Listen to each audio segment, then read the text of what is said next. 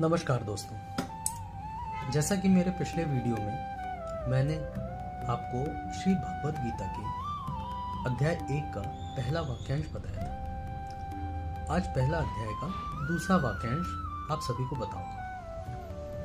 दूसरे वाक्यांश में धृतराष्ट्र के पूछने पर संजय ने कहा, हे राजन, पांडु पुत्रों के द्वारा सेना की व्यूह रचना देखकर राजा दुर्योधन अपने गुरु के पास गया और उसने यह शब्द कहे। इस वाक्यांश का अर्थ यह है कि धृतराष्ट्र जन्म से ही अंधा था।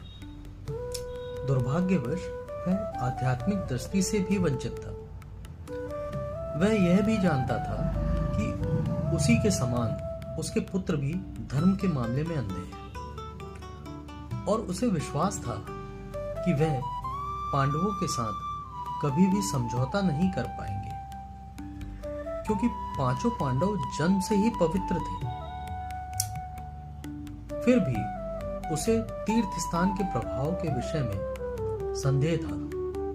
इसलिए संजय युद्ध भूमि की स्थिति के विषय में उसके प्रश्न के मंतव्य को समझ गया। अतः वह निराश राजा को प्रोत्साहित करना चाह रहा था। उसने उसे विश्वास दिलाया कि उसके पुत्र पवित्र स्थान के प्रभाव में आकर किसी प्रकार का समझौता करने नहीं जा रहे। उसने राजा को बताया कि उसका पुत्र दुर्योधन पांडवों की सेना को देखकर तुरंत अपने सेनापति द्रोणाचार्य, जो कि उनके गुरु भी थे, उनको वास्तविक स्थिति से अवगत कराने गया। यद्यपि दुर्योधन को राजा कहकर संबोधित किया गया है, तो भी स्थिति की गंभीरता के कारण उसे सेनापति के पास जाना पड़ा। अतएव दुर्योधन राजनीतिज्ञ बनने के लिए सर्वथा उपयुक्त था, किंतु जब उसने पांडवों की व्यूह रचना देखी तो उसका यह कूटनीतिक व्यवहार उसके भय को छिपा न पाया। तो दोस्तों, यह था प्रथम अध्याय का दूसरा वाक्यांश।